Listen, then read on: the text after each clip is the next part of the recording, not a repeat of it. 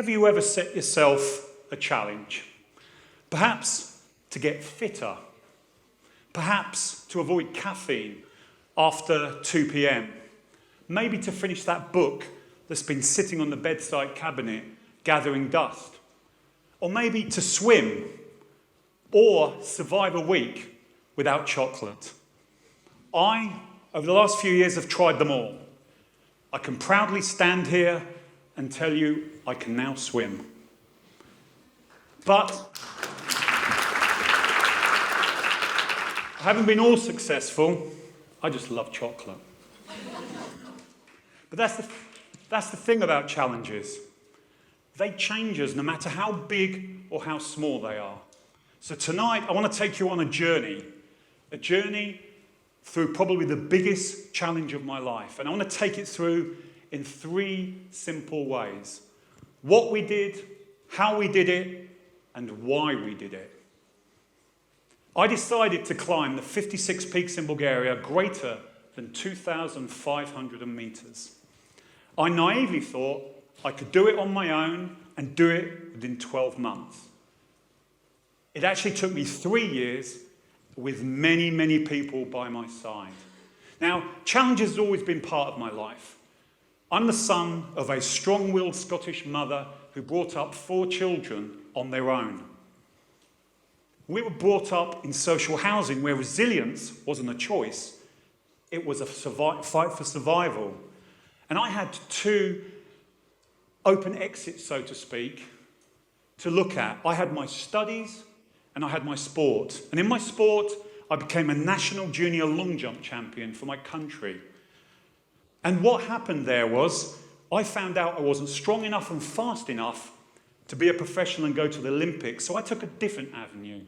I decided to become a finance professional. But as a finance professional, the boardrooms and the balance sheets just didn't give me that competitive environment. So I took the route towards something else, and I found charitable fundraising challenges.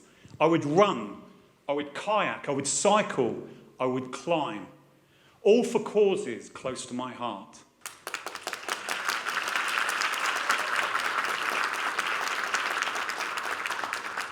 With each passing challenge, they got bigger, longer, and higher. And they don't get much higher than Mount Everest. But that's another challenge. And then came Bulgaria.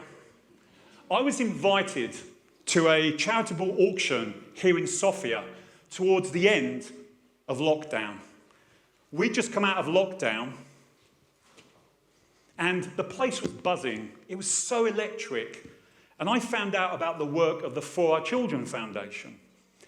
Now, my wife and I chose not to have children, and we always support causes that nurture and support children in our community. And the For Our Children Foundation support disadvantaged children here in Bulgaria. So as I travelled home that night, I thought, could I do something here in Bulgaria, something big? And it came to me, here in Sofia, the only capital in Europe with a mountain range on its doorstep.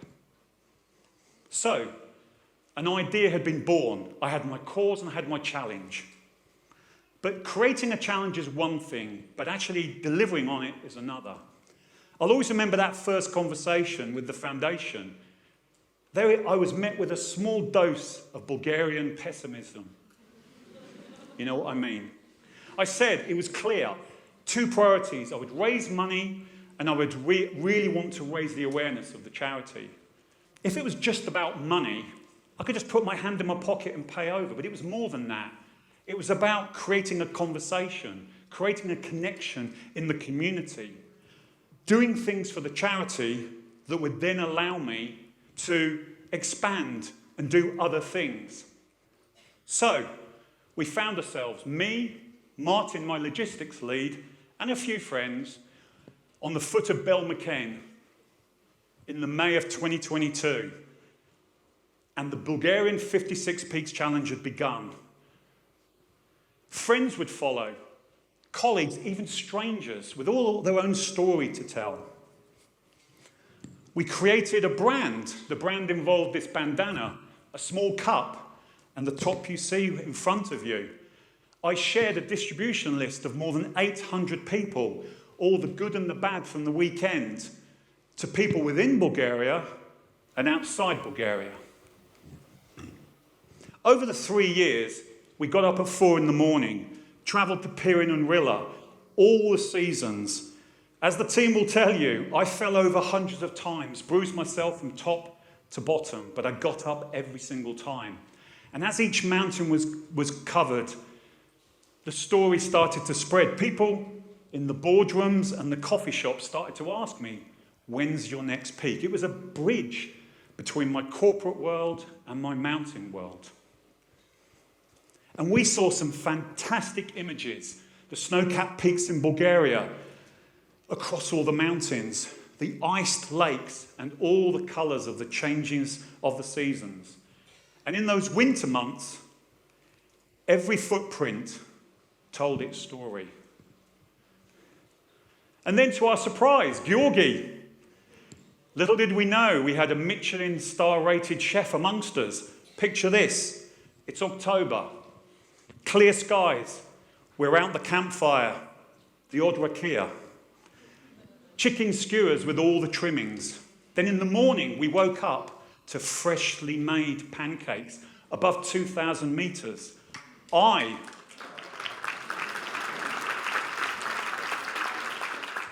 was in food heaven. And to talk of food, the mighty Vikram, Bulgaria's second highest peak, and in my opinion, one of its most majestic. And as we all know, that triangular shape of Vikram, when I first set eyes on it, reminded me of my youth and my mother coming back from the airport with a duty-free and presenting me with my favourite chocolate, the Toblerone. But in contrast to these really positive messages, we know that nature has no compromise. The storms rolled in, the rivers flooded, and there were occasions when me, Martin and Georgi were told, you're not going this weekend, Tony. We cancelled 10 weekends. And when we did go to the mountains, often we were stopped from climbing those peaks due to bad weather, ill health, or just other obstacles. And then one notorious weekend that we don't really like to talk about, I probably foolishly decided to try and climb with Georgi and Alex 1 week after running a marathon. We made mistakes. We took shortcuts. We found ourselves probably scrambling at 30 feet in the air along a treetop with only the snow to protect us. When we got back to the car, I'd lost my snowshoes, broken my head torch, and my toes and my feet were frozen solid. As we sat in the car, heating on, we've all been there, sitting there in the back of the car, the immortal words from Alex, we nearly lost the boss. I thought that would be one of the biggest challenges, but little did I know, a few months later, I was on a trip to Manila. The Philippines was hit by a typhoon. Me and my work colleagues had to retreat back to the hotel due to flooding. And what then happened was, I started experiencing some problems around here. I was rushed to the hospital, the trees and the wind battering the ambulance, and within 30 minutes I was told, you need to have an emergency operation to remove your gallbladder. My first ever visit to a hospital as a patient. Thankfully, all went well.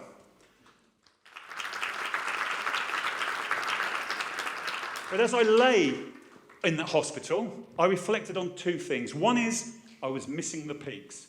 It was wonderful summer season here in Bulgaria, and it further delayed the completion of this peaks. The second point was, it also allowed me to reflect on the enormity of the challenge that had been and was still to grow. And as I like to say in my day job, let the data tell the story. We had more than 100 people join us from across 20 nationalities. We had 75,000 metres of elevation. That's 22 Mount Everests from the base camp to the peak.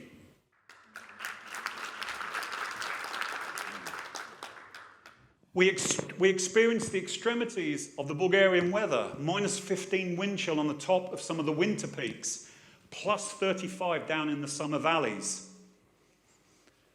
more than 150 different species of animals. And let's not forget the 3 four-legged friends that were brought along the way. And finally, the most important number, the 56 peaks above 2,500 meters. And for the purists amongst you, you may say, Tony, there are more than 56 peaks above 2,500 meters. And you would be right. I put that down to a sloppy internet search back in 2021. But why let a small detail like that ruin a good story?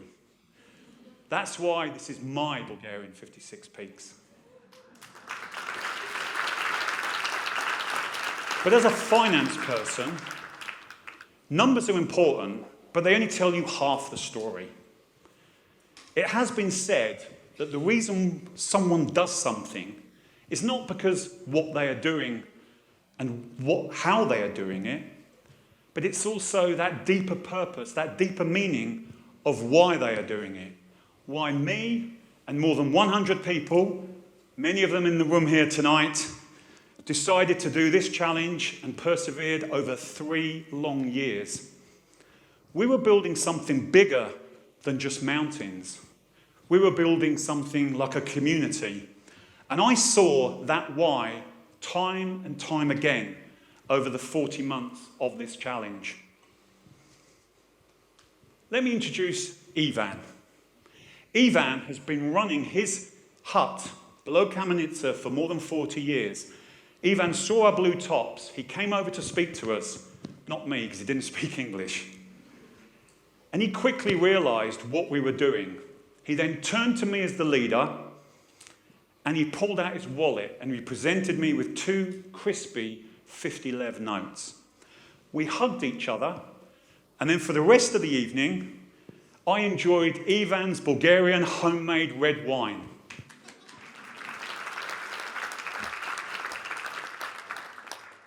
A small memory here is how human generosity and human connection needs no translation. And then we have Dimitar, the man with the smile. Dimitar decided to get up on the 4th of September and climb Bulgaria's highest peak on the very day that we decided to complete our challenge. I noticed out of the corner of my eye how Dimitar, or this person, was joining the group. He wasn't on my list. I didn't know who he was. In fact, by the time we got to the top of the mountain, he was taking the photo of the final 56 peak. But the important thing is here, we had a small celebration back here in Sofia at the Foundation's headquarters. And as we were about to launch the celebrations, at the corner of my eye, I could see that big beaming smile coming into the premises. Dimitar had found out where we were, he'd changed his plans for the night, and he decided to join a bunch of people who were strangers that morning and join in the celebration. To me, Dimitar and everything about him sums up the 3+ years of this journey. What a momentous way to end a fantastic challenge for us.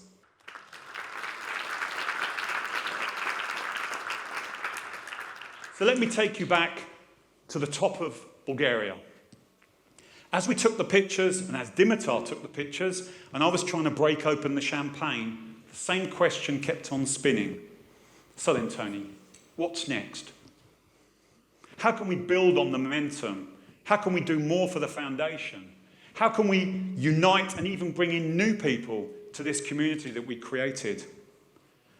So, ladies and gentlemen, TEDx supporters, I'm proud to announce we do have a new challenge, a challenge that moves outside of the borders of Bulgaria and into the wider Balkans. And we're naming it the Balkan 6 Peaks Challenge. In addition to Musala, which we've now completed, the highest mountains of Turkey, Greece, Serbia, North Macedonia, and Romania. Now, the peaks themselves may be harder. The winters or the weather might be more harsher, and certainly the peaks will be further, but the why behind it will remain the same. To unite people for the same sense of purpose and the need to get the job done. So this talk tonight has been all about my Bulgarian 56 Peaks Challenge. But my message to you is your challenge. What's your 56 peaks? It could be breaking a bad habit, learning a new skill, potentially mentoring someone for the first time, or maybe volunteering in the community. But wherever it is, commit to it, show up to it.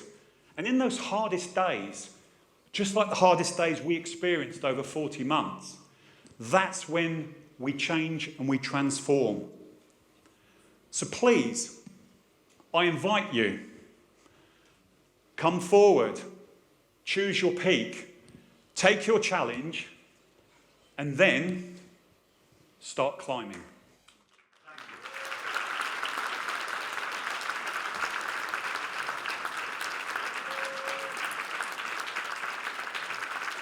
Thank you.